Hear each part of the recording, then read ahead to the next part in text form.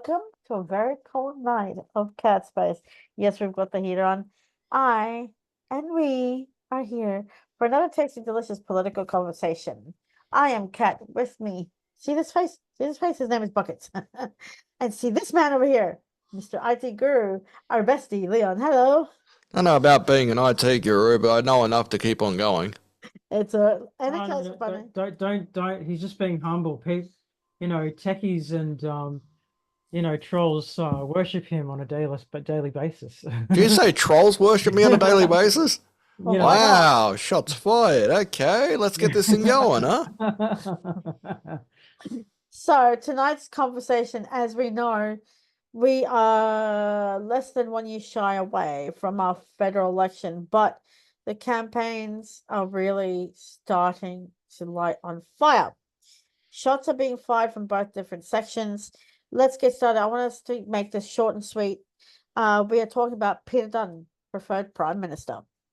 Number one, I'll throw it to you, Leon. What is making voters turn to Peter Dutton now more than ever as their preferred Prime Minister?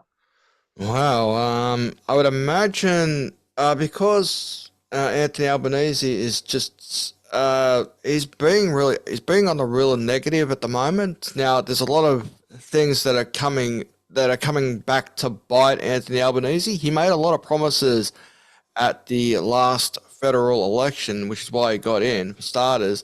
And these things have not worked out the way he had planned.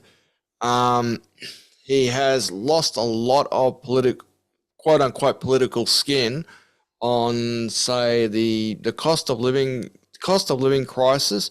He said he would manage to keep the electricity bills down.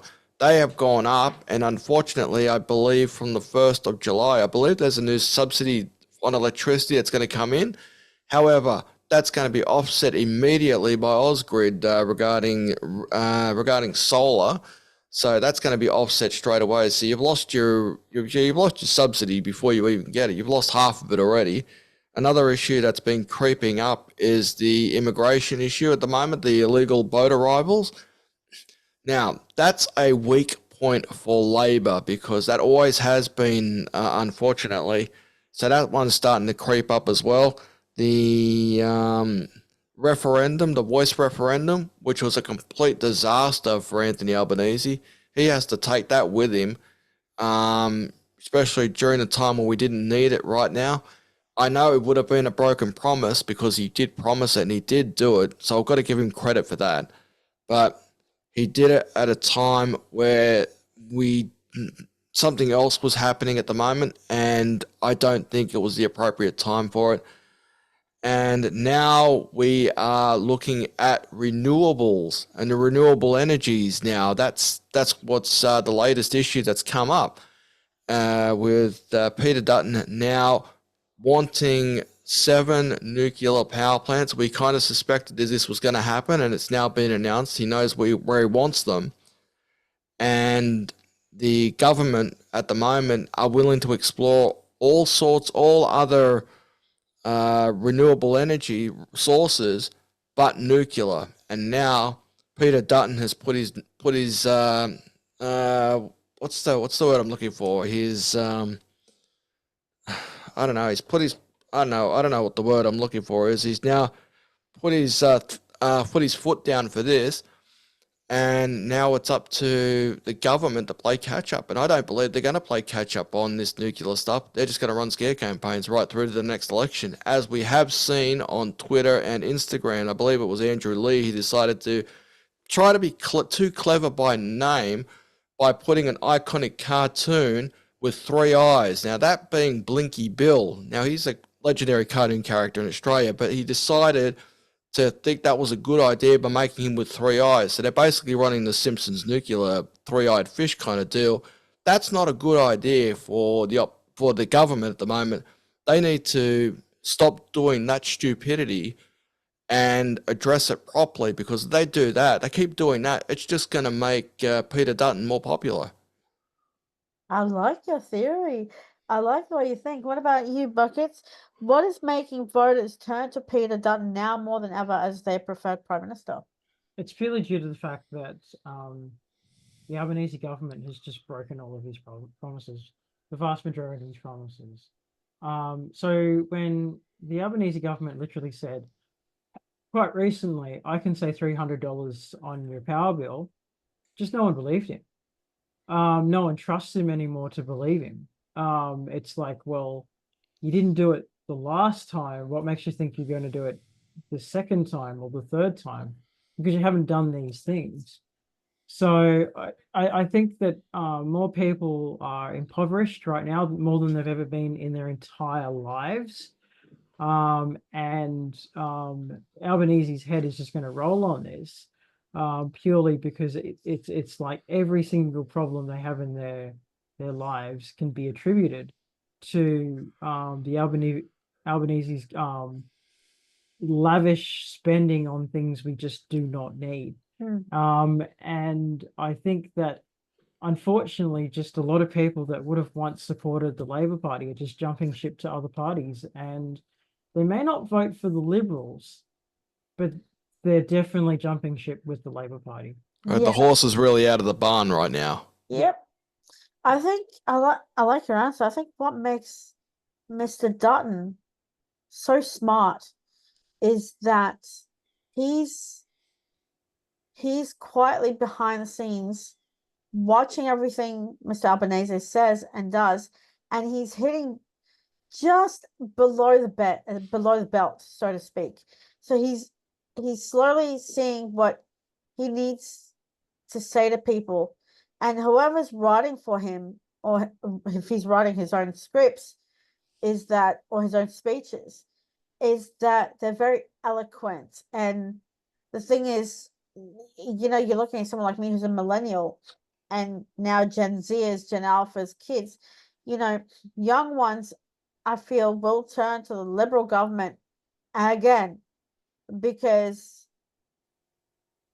people like us, like renters, for example, are sick and tired of, waiting to find out how much we're going to pay extra now for staying in an apartment for another year. I mean, prices of houses are definitely shooting up. And what Mr. Albanese is doing is going, with the cost of living crisis, I'm going to take $300 off of your electricity bill. But thing is, that's only one time. And the price gouging of Coles and Woolworths are still going up. Prices of homes and apartments are still going up.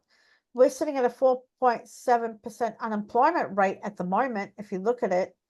And it's getting harder and harder to have a prime minister who's for the people, instead of taking care of us, the citizens, and helping us out. He's stealing, literally, Albanese is stealing from the poor and giving to the rich. And he's just allowed all the members of parliament, including himself, to be given a pay raise. They're all getting pay rises. And even the Governor General is now getting a 43% pay rise that she hasn't even started yet, in the middle of a cost of living crisis at the moment.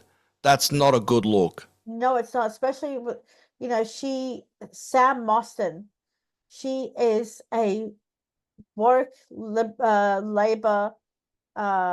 person who has worked under Paul Keating. So what makes Peter Dutton smart is he's watching his back, and he knows what audience he'd like to target. And that, for me, is why I see he will be preferred prime minister. I think Albanese, what he's doing is, I'm sure he's read Rules for Rulers, and he's seeing all the politicians as keys to the treasury. And he's gone, right, well, I need to basically pay off all these politicians, or they'll have a vote of no confidence and get rid of me. And I think that it kind of explains why Albanese has been in for so long without his own party effectively destroying him, because he's just been giving everyone pay increases after pay increases after pay increases, not to mention the fact that they've just been spending lavishly on the taxpayers' dime. And he's just been allowing it without any sort of ICAC investigation into why you know, they're spending this much on food or dinners or whatever. I mean, it really doesn't make any sense. But I think everything that Albanese is trying to say to fix himself to be prime minister isn't working because no one believes what he has to say, and they're just going, look, mate, it's nice that you're trying to help the environment, but helping the environment for us is making our lives more expensive. We cannot trust you to run our lives anymore. He's going too hard too fast, and that's what's also driving inflation up. And there was also just recently talk from the what's the RBA board that there might indeed be a rate hike in August, I believe. So that's another worrying sign for renters like yourselves. Yeah. Mm. See, that's the thing. We need someone who will work for the people and will sit with the RBA and will sit in cabinet and say, listen, we have renters who are suffering right now, cost of living, supermarket gouging. What can we do for renters? How can we make them more relaxed? Okay, so what we'll do is we'll tackle the RBA, and if there's a hike, then we'll ask landlords to bring down the price of rent, because otherwise all our citizens will be on the streets. But to break that down is that if you notice, if you go down to the city, if you go down to Marrickville, if you go down to Parramatta and where else, you will see a majority of homeless people sleeping on the grounds, cold in the daytime, cold in the nighttime, and people are sleeping in their cars, people are sleeping in their tents, because one, they can't afford it. And also, it's not going to be able, and also they're not going to be able to benefit from a $300 rebate because they're already sleeping on the streets. They're not going to benefit from that. Like, They're not going to benefit from the rebate that's coming up. No, but Well, I mean, would you even get a rebate if you're not paying tax? No, this was a rebate specifically on anybody who had electricity. These guys are sleeping on the streets, so they're not going to get it at all. They're already doing it tough. yeah. Let's get to the next question. Here we go. What would you say Peter Dutton would be great at as Prime Minister of Australia? Oh, another toughie. You're bringing out the tough ones here, aren't you, Kat? I do my research, I study, and I listen and I read. Well, that's good. That's good. You know, you're doing a better job than Anthony Albanese is at the moment. Now, sorry, I couldn't resist. Couldn't I resist a love subtle that. I love dig. that. He'll have Peter Dutton right now. He doesn't have to do much at the moment because he's just watching Anthony Albanese. This is what happens when you're in opposition. What you do is you sit back and watch the government of the day capitulate before your very eyes, and then when it's time for campaigning, that's when you go for the jugular. And I believe that's what Peter Dutton's going to do at the moment. He is he's going to wait and see what happens because he's got all this material he can work with when the election campaign comes around. And I would assume that would come around after Mr. Albanese announces whatever the next budget might be, because I reckon there'll be a lot of political landmines in there.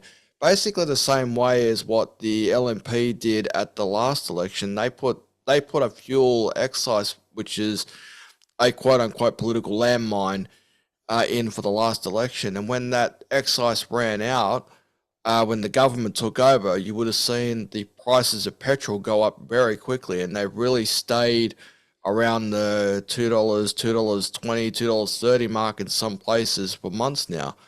What he'll have to do is he'll just have to sit back. Peter Dutton's gonna have to sit back. I mean, not just get cocky or whatever like that. Just sit back and just watch what the government is doing at the moment, and then he'll come up with ideas on how to make it better. You know what I mean? Because that's what your opposition is supposed to do. Exactly. All right, Bucket, same question, your answer. What would you say Peter Dutton would be great at as Prime Minister of Australia? I think he'll actually take the energy crisis seriously. I think he will lower the hopefully, I'm not 100% sure. He might actually do something about the rental crisis that we have at the moment. I think Peter Dutton seems like the type of man that does actually want equality, but equality not in the sense where we kind of um make one uh minority better than everyone else. I think that Peter Dutton, I said Button again. His Well, he last called him Benjamin Button then for a second.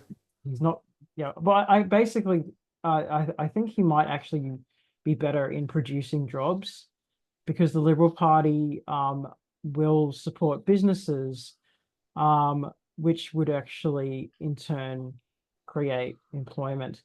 Um, as opposed to abandoning both of them. He would totally eliminate the fuel excise, which would effectively make ev shopping cheaper because to get from one place to the to get to the farms to say the shops, it's going to it costs the truckers more because they have to basically get from A to B, and therefore the trickle down effect of that is everything becomes more expensive. So I think this he'll probably do away with the net zero thing because he thinks that's total bullshit. That's a pipe dream. That's not going to happen. Net zero is not going to happen. It won't happen until China brings theirs down. And right now, China's pollution count is going up. Well, the thing is, China's done more with their net zero thing than Australia ever has. It's ridiculous. They have more um technologies to lower the levels of pollution than Australia actually currently has now. So I mean, he could probably help the environment still, if he makes an alliance with the Greens, but um, I can't see him putting extra taxes on oil because that would just make his entire government more expensive, just which is basically what's happening now. Um, and I'll just say this, putting an extra tax on oil does not fix the environment. All it does is makes the environment more expensive. Um, so people are still going to use trucks to get from A to B. People are still going to, people are still going to ask for things in plastic. People are still going to do all those things. It's just that it's more expensive to get more things. That's all. I think what he could be great at is one, helping renters and bringing down the price of rent. And two, I think what you guys forgot about, the cheeky side of it, is the put a smile to face. I think what he'll also be great at is infrastructure. And he'll also be great at the fact that, buying, for example, buying your first home, whether it's now or in 5 years or 10 years' time. And the other one is to investigate with ICAC why these boats are coming in when they shouldn't. And I'm hoping he will investigate the Albanese government and Albanese himself, because Albanese has gone away with so much to the point of we could potentially, I'm hoping we could, just like what's her name? Scott Martin. No, just like Berejiklian, Yeah. that we could in a lifetime again see an actual federal ICAC investigation into one, the yes and no votes, where the money came from, two, the cost of rent, three, the Albanese government. I think he really, really, really will help with hospitals, he'll help with teachers, and I'm hoping he'll be smart enough to look into those. Can I also say something that about Peter Dutton is that purely due to the fact that he's had a police background, Yes, he probably might put more money into the police force, yes, which would in turn create more jobs for the local community. And maybe if that happens, then you know, we might actually solve our the community's employment issues. Imagine if he was to create a program to allow more people to become police officers, pay for the education and do that. The the community would actually be safer. I mean, you might want to call it a police state, but it would create adequate employment for the community. Here's one I forgot about. The Liberal government has always been generous when it comes to Centrelink. When we had the pandemic, Scott Morrison gave us a little bit to play with. Now, I have been seeing that there's an investigation about the whole why do people on Centrelink need to go see the job networks or do 20 jobs a month or 10 jobs a month or 30 jobs a month? They're trying to scrap that because it is, with the cost of living crisis, it's getting harder. So should Mr. Dutton become Prime Minister, I think he really needs to look into that. And as I said, the Liberal government's always been kind enough when it comes to Centrelink. They've always upped it. Yes. So that's one thing about the Liberal government that you can actually say about them. So when the Howard government was in power, he always upped the Centrelink allowance.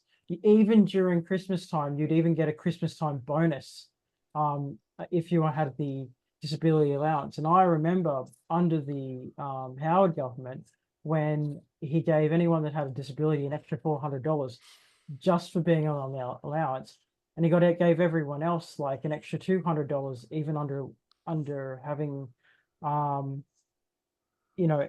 employment allowance on top of that. So that's one thing about the Liberal government, is that they do pump money into things like welfare and other things. But don't forget the robo The robo debt. I was hit with that for so many years. I remember crying my eyes out wondering what I did wrong. And then to finally see that Scott Morrison and his robo debt team was stealing money from me, to finally give it all back to me. But I think that still needs to be investigated, because this issue shouldn't happen ever again. But unfortunately, it is at the moment when you look at the NDIS, with the rort's going on with the NDIS. Now, this is always a delicate situation.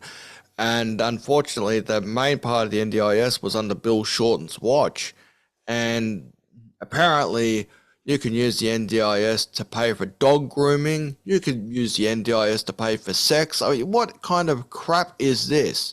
Well, this should never been happening. It is true. It is true. People on NDIS can pay for sex using the NDIS. Now, I realize this has caused much amusement to Kat, but unfortunately, it is serious. Now, yeah. So that's.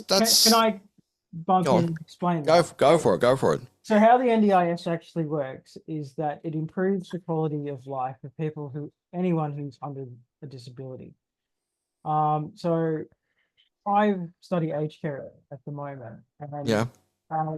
The thing is, just because you're aged or just because you have a disability doesn't mean that you should be denied fundamental rights like having sex. And since But paying for it with the NDIS? well, this is the thing. So prostitution is legal in Australia. Brothels are legal as long as they're licensed, as long as they have a cabaret license. Of course. As long as they're not near schools and churches, it's perfectly fine. And they keep up, of course, the safety standards. That is to have, condoms and whatever. So as long as they've got all that and it's within the law, she's cracking up, but it's true.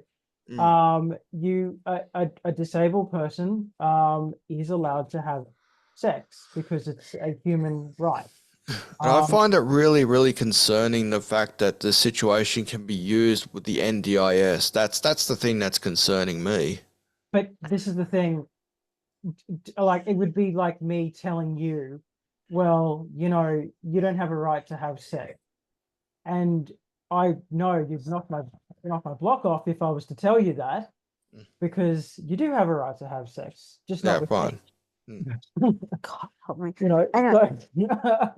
And also, Kat did I don't mention. pay for it. Also, Kat did mention the hospitals during that last question, during her last set of answers. Now, the Victorian government have ordered the hospitals in Victoria to find savings. You don't get you don't go to hospitals and ask them to find savings, because you are basically telling them to cut funding. You're basically cutting funding from hospitals. You never do that. That's, to be quite frank, political suicide in Victoria right now. The new Premier of Victoria, she's under a hell of a lot of she's got a hell of a lot of problems right now if she's asking hospitals to find cuts in the hospitality industry. Anyway, back to you, Kat. Just before we get to Kat, I'd just like to say something about the NDIS. The reason why we're having such problems with the NDIS isn't because of the services that they're providing, because they are providing all these services, right? That's not A lot of good things. the issue that we're having with the NDIS is that there's so many mafia syndicates that pretend to have all these clients that claim NDIS when really they might only have one client, but they're claiming 10. And this is where they're claiming millions upon millions and millions of dollars when they shouldn't be. Okay, and that's what's been abusing the NDIS. They've effectively committed fraud and saying, oh yeah, we've got 10 clients and they're all using our service, pay up please, when the reality is it might only be one or two people, maybe even three, that's actually using the service instead of 10. And the NDIS doesn't know the difference until they actually do a formal investigation, which takes time, or someone from that's a client actually rings up the NDIS and says, oh yeah, I didn't show up for this day. And they go, oh, hang on, but this service claimed that you did. Oh, okay, now we have to go investigate this. And then it turns into a fraud case.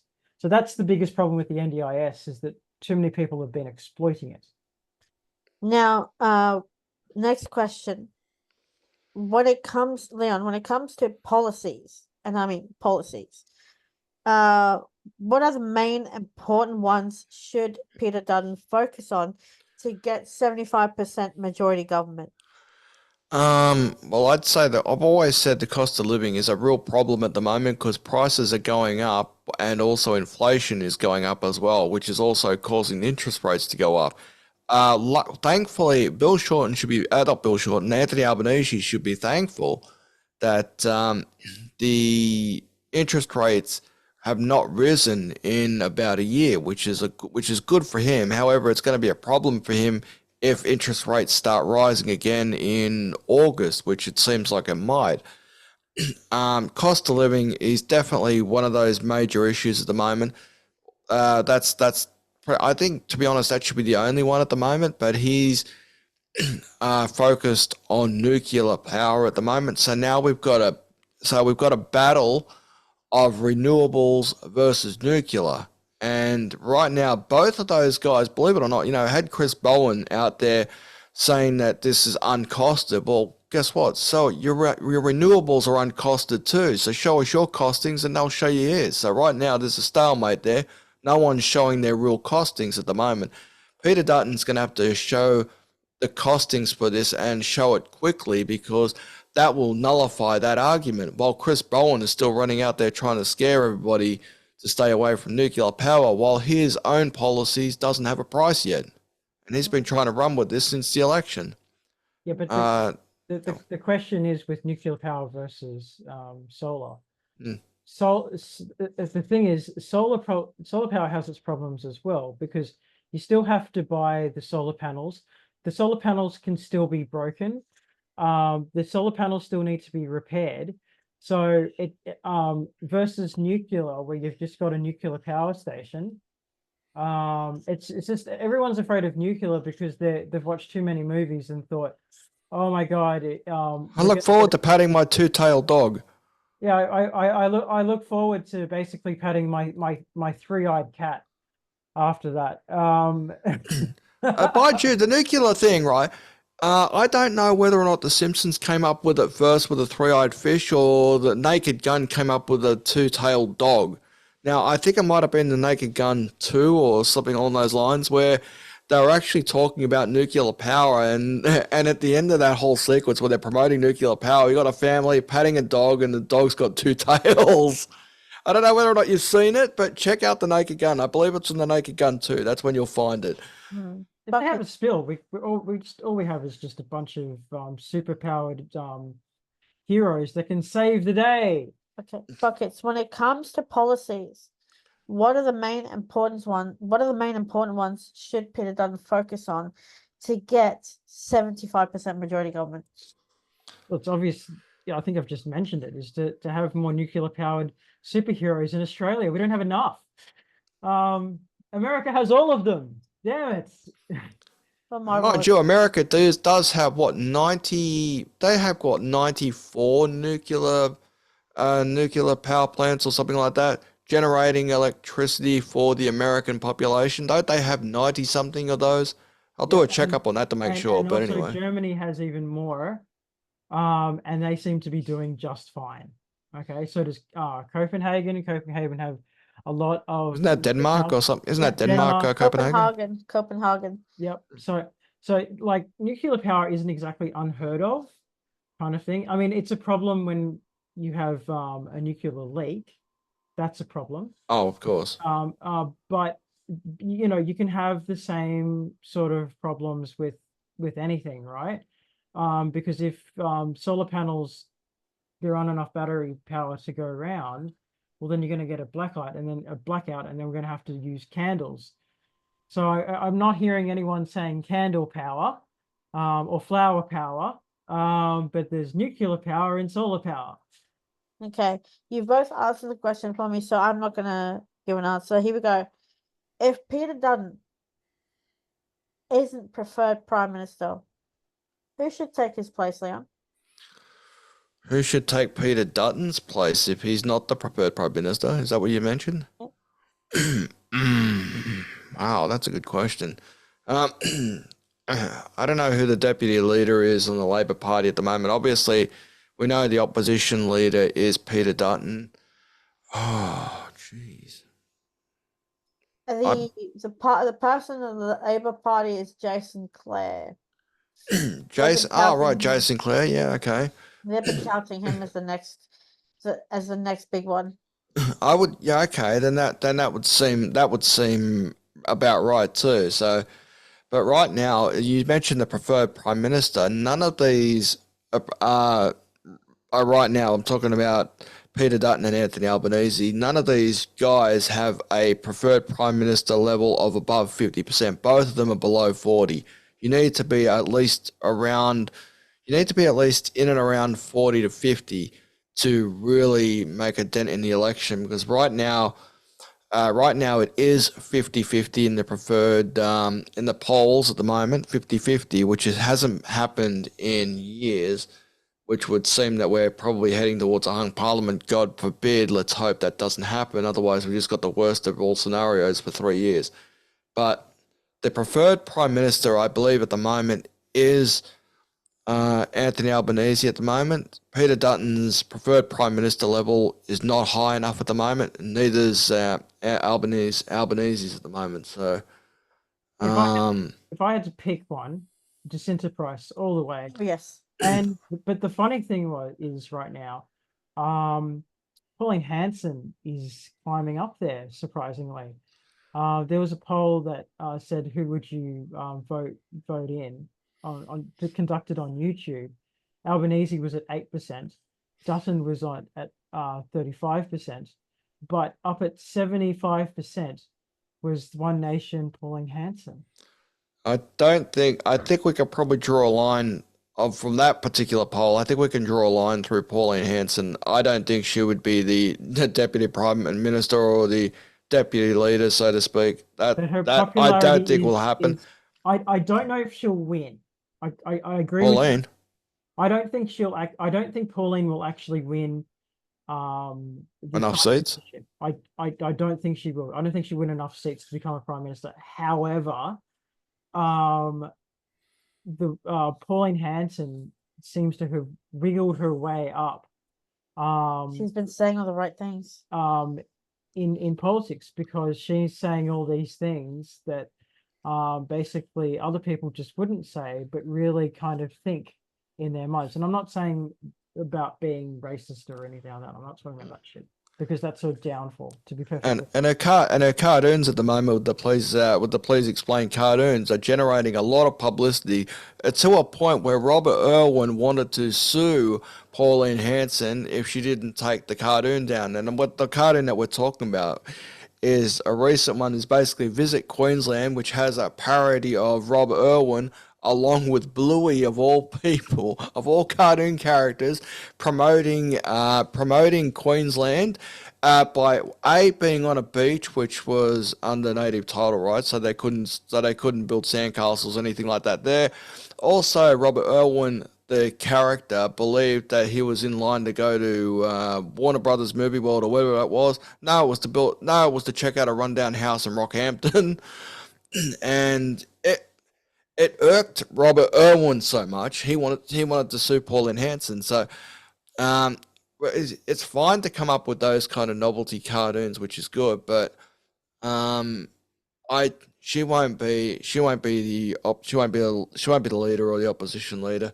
She's only got that One Nation polling, and that's about 7%. It's currently at 7% at the moment, so that's the current rating. I think why Pauline Hanson is basically so popular at the moment is because of the fact that she's actually teaching people through her cartoons. And Yeah, that's true. and I think that's one of the reasons why people are gravitating towards her and her party, whereas before she didn't have any of that and everyone hated her. So that's why I'm saying, like, she would be the one to look out for, even though she hasn't joined a major party. I think a lot of people are afraid to associate themselves with Pauline Hanson because in the past she has said some really racist things, particularly about Asians. And now we're facing a situation where China could be on the brink of invading, and people are just kind of rethinking, oh, okay, maybe Pauline Hanson might be right. So like it's kind of really scary about that, but she is educating people through her cartoons, and people are into these cartoons because they're moderately funny and entertaining. Even if you'll never support One Nation, even I enjoy them. I think they're hilarious. But I really think that Pauline Hanson has come a long way, and the Pauline Hanson that we got in the 90s is a completely different Pauline Hanson that we have today. And believe it or not, that cartoon that I was talking about, the state of Queensland cartoon, on YouTube, it has had over 379,000 views. Yeah, so thanks a lot for the free publicity, Rob Irwin. Robert Irwin. Okay, next question. Here we go, boys. Should future MPs use the Albanese government as an example of what not to do and why? I think all governments would be doing that. Figure out no, what was the mistakes that our previous government made, so that way we try not to repeat them. However, you know what it is. What goes around comes around. Every party is going to make a mistake. I mean, there's no getting around that. I think what Labor have done, right, which is not a mistake, they haven't repeated the ghosts of the past, like, and I'm talking about Rudd, Gillard, Rudd, where they were basically knifing each other to try and figure out who's going to be on the next MasterChef, and that being the leader, that would be the Prime Minister. That I'm glad that that hasn't happened. The Labor Party has been able to go this long without replacing their leader, which is good. So that is one good thing about I'll give to the ALP at the moment, that they haven't used the rotating leaders situations. So well, that's one thing I can praise them for. But as far as making the mistakes, like figuring out the mistakes that the government have made at the moment, they're not focusing on the main issues at the moment. And the main issue, and I've always said it and I'm still saying it, is the cost of living at the moment. And rents going up, people on the streets. It doesn't seem like the government are willing to tackle that. They're willing to tackle everything else, but not that issue, or not the main issue at the moment. You know what I mean? Hmm. That's what they need to address. Sorry, go ahead. So I love your answer. Here's what sorry, Buckets, I'm going to cut you off for the first time. Here's what I think of an example of what not to do. Don't go buying 3 plates for $450 million and giving one to the soon-to-be Governor General, one to the Treasurer, and one to yourself. The other thing is don't bring in dignitaries and meet them here in Australia when we need help with Centrelink, we need help with cost of rent, we need help with price gouging in supermarkets, we need help with teachers not being paid enough in schools, and nurses and doctors and surgeons not being paid enough for their jobs. All teachers and doctors and whatever are walking out on the jobs to help with this whole, can we please stop the protesting? It's getting a bit boring, a bit drab. We're all over it. We need someone who will focus on caring for the Australian public and not just for themselves, and spend 450 million and plus on top of his or her own salary and giving MPs a pay rise. I mean, here's what not to do. If you want to help, raise the Centrelink, drop the rent prices, stop the RBA from increasing, do this, do that. Help us become the Australia we once were, because the Australia we once were is not the Australia we are now. And I'm sorry to say, please don't come for me, please don't attack me, but the Australia we are now is going down the gurgler, and it's not looking, and on the world stage, it's not looking good for us, because we are looking at someone who's being called Australia's version of Joe Biden.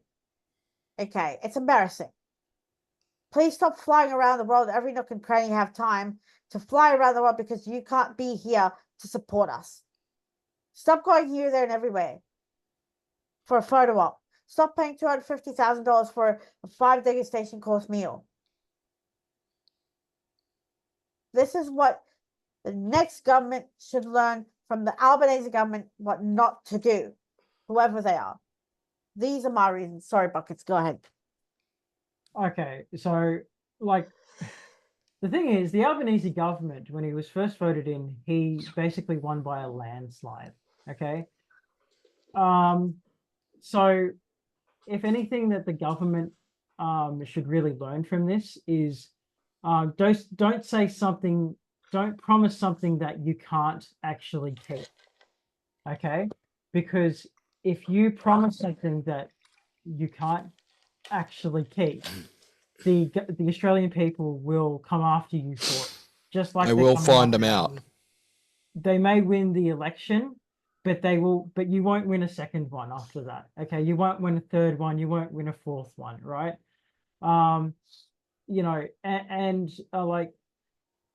If he'd had just day by day found ways to accomplish his goals or his promises, everyone would love him, and I can see everyone voting him another time and another time and another term, and Albanese could have been in 10 terms, but because he took full advantage of the fact that he was majority government and then just went, hey, I'm majority government, I can do whatever I want now, everyone's just like, do you even know your own job? Or did you just get into this position because you wanted to go on a permanent holiday? And I really feel that Albanese has given up on his country because he thinks that he's more of a celebrity than a politician. And we've all turned our backs on him because of the voice of parliament. And the other thing is, don't walk around saying, I'm the prime minister, I run this country.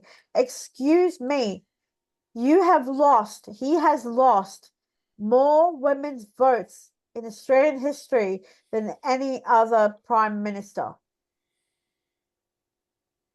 It's amazing, because the thing is, he showed up to that thinking, if I join this group in support of women, maybe they'll be in my side and maybe they'll actually vote me in because we have a woke prime minister involved. And he did his woke thing and he did his woke dance. And then when just one person pissed him off and gave him the shits, he went into full dictator mode and everyone saw through his bullshit. Yeah. So that's the reason why he's lost a lot of women's voters, because of that one incident, and he hasn't been able to get them back. Yeah, and like I said, lead by example.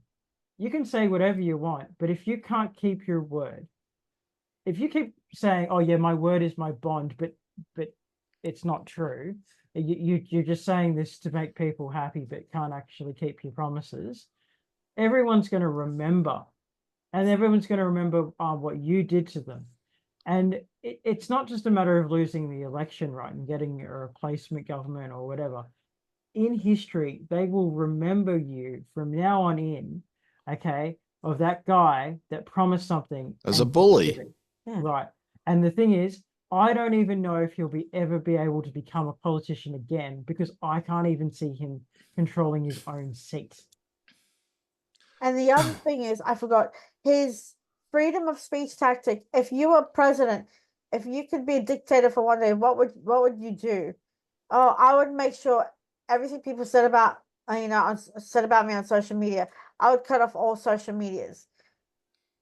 Where are we? What country are we? That was a dumb move. That E Karen was a bad move, especially when she tried to take on Elon Musk and Elon Musk beat him. That was a dumb move. It was a thought bubble. It should have never been thought of. It was just put there as a distraction, and that kind of blew up in Anthony Albanese's space, and also the E Commissioner's space, who quite frankly should resign. I have an interesting query.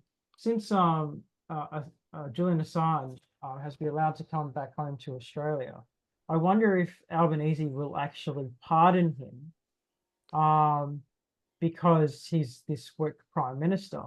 Because if he doesn't, okay, everyone will find another reason to hate Albanese because Julian Assange is basically like the world's hero, right? Pardon him. He's already been pardoned. All he needed to do was to plead guilty in a court in one of those courts in America, and because under their law you spend 40 months in jail. Now Julian Assange had already spent 5 years in jail, so I'd imagine he would have already thought of that, Yeah. and that's when he decided to change his plea to guilty, so that So way he when can he come gets home. sent back to Australia, he's He's a free to free go. man. Yeah. But can you imagine if Albanese decided to charge him with treason? I don't think. No, it couldn't be charged for treason now because he wouldn't just bolt back on his thing now. But let's put it this way: Julian Assange. We talk about Julian Assange at the moment. He's not out of the woods yet, even though he's a free man in Australia. Sweden could come after him because he's still wanted on potential sexual assault charges. So if Sweden come knocking, he's going to have to start walking unless He stays in Australia and never goes to Sweden. exactly. But he'll have to give up his passport, so he could never go overseas ever again. I think for me, I'm seeing two different candidates in front of me. One will go down as the most awful prime minister in Australian history. He will he's embarrassed this country. I mean, can you imagine when you said, oh, they're trying to ask Victorian government's trying to ask the hospitals to find Cuts. cuts. I mean, You can't cut. You can't put cuts on a hospital. you're putting people's lives at risk. Yeah. Exactly. I mean, what happens when the next pandemic comes? What are you God gonna do? forbid. God forbid God that. forbid. God forbid, what are you going to do? What about schools? They want to move school children from 5 days a week to now 3 days a week. They also want to cut the funding of. They want to cut the funding of public schools and giving casual teachers one day a week at school and the rest at home. Wasn't that the e-teaching idea that they came up with earlier on? I believe earlier on this year to carry on from what they did back in 2020. Well, the thing is that e-teaching thing worked fine for COVID because there was Scott Morrison put a restriction of everyone because of COVID, but we're out and about. We don't need this anymore. It's healthier for the children to be in a classroom. And yet we've always said that. We've always said that since 2020. We've always said that, kids should be allowed to be kids, even though there is this pandemic flying around at the moment. And I should know because just recently, well, about a month ago, I did get COVID again. So it's still out and about, and it's still a nasty little virus. But at the same time, you can't just be held up because you're not. As a kid, you can't be held up, and you shouldn't have been forced to be wearing masks if you're a kid. That's just wrong. Exactly. But let me tell you this. Do you know who started this whole 4-day a week work, 4-day school work? Oh, who started it? Who thought this came up? Dominic Perrottet. Isn't he the former New South Wales Premier? Premier, yep. I thought He so. was the one behind it. And now they're in full support of not just 4-day, 3-day a week school week with one casual teacher and 2 executive teachers who will teach in class while the kids get 2 days off. Yes, but do you know How about the parents? The parents can't have 2 days. Parents can't have 2 days off. How are they supposed to mind the kids? Exactly. how are they going to afford childcare Exactly. when they have? See, the thing is, back in the day, it used to cost in the 80s. Childcare was like $2.50. You put your kids through childcare, call it a day. If you went to TAFE, it was free. Okay.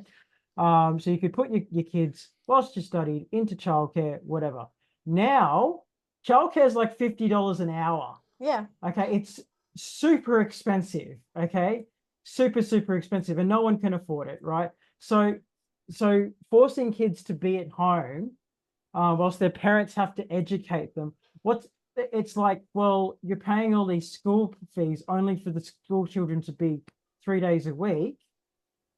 I'm sorry, this is bullshit. This is you're going to make our future children dumber And weaker. and weaker, and they won't be as skilled. So by the time they turn 18, they're going to be used to this 3-day routine instead of, say, this Hell, if we're gonna make this 3 days, if we're gonna make this 3 days a week, we might as well keep the kids there for twice as long at schools, so they can get a proper education. They'll be 30 by the time they get out of year 12. Let's get down to the last one. Here we go. Well, Leon, will this be the tightest federal election in Australian history? I don't think it will be the tightest election. The tightest election came in 2010 when it was a hung parliament, which was an absolute disaster for Australia, where we had to start negotiating with the likes of Peter. What's it? I can't remember the three kingmakers' names, but anyway, 2010 was the hardest election. This probably might be the closest election since that time. I believe we will have a change of government, but it'll be tight, it'll be close. But I believe that the LNP will be the next sitting power come the next election next year. I believe that Anthony Albanese has tried. We got to give him credit. He has tried. He made some ambitious targets. However, those ambitious targets were way off the mark. They were not this far off. They were way off. So he's going to get called out for that. So I believe the LNP will be the next power, and I think there's one way that we will know, and that's by paying attention to the upcoming state elections as well. That'll give us a clearer indication of where it's going to go. Now, unfortunately for Tasmanians, you're in a hung parliament now in Tasmania, so I might have to go. So yeah, but the next state elections, August the 24th, that is the Northern Territory. October 26th, that is for Queensland, and we've got the ACT. That won't change, that won't flip. But the next two are the ones that we're going to watch. That'd be the Northern Territory state election and also the Queensland state election. We're expected to see both of those flip. Yeah. Now I know Phil's just gone to the restroom, and I can speak from he'll agree with you saying it's not the tightest federal election in Australian history. He will agree with you saying it will be the closest because he doesn't believe this was the tightest. I think the last time for me I got excited that it was the tightest was between Scott Morrison and Anthony Albanese, and that was 3 years ago. And I was glued to my TV, counting the numbers and hearing the commentators and watching it all unfold and being a nervous wreck and thinking to myself, "Oh, this is exciting," and I'm in the middle of a political sphere, and this is great. I'm learning something, and I think that was the tightest. But Scott Morrison in that election lost 19 seats, and Anthony Albanese gained 9, and the Greens also gained 3. So that's who when we went back to who should take Peter Dunn's place if he doesn't become prime minister, was Jacinda Ardern and Warren Mundine. But the next person I had in my you mean mind, Jacinta Price, not Jacinda Ardern. sorry, Jacinta Price and Warren Mundine, That's all right. and Max Chandler Mather. He's swinging on TikTok. He's really for the renters. He's really for we can do this for you. I can do that for you. And I really think being a young gun, he can actually one day really rise to become prime minister. It may take years and years, but I do see him, shine. And he's young and he's a renter like us. So Jacinta Price, Warren Mundine, and Max Chandler Mather, I think he'll be great. Yeah, I want to throw this to our subscribers, newest of subscribers and viewers. Who will Peter Dutton have to make alliances with in order to win the federal election? Let us know in the comments below. Please don't forget to subscribe and hit the like button. Invite your friends to do the same and leave us some comments below. We will answer them back for you. Thank you, Leon, so much. And I'm sure when Buckets comes back, he'll say thank you as well. Thank you, Chair. I'm in Buckets. But thank you so much for joining us, and just thank you for the love. We really appreciate it, and don't forget to keep subscribing and letting us know your thoughts and feelings. Until then, please Australia, stay warm. It is freezing, and it's going to get colder. And it's going to get colder. Enjoy the week. Bye.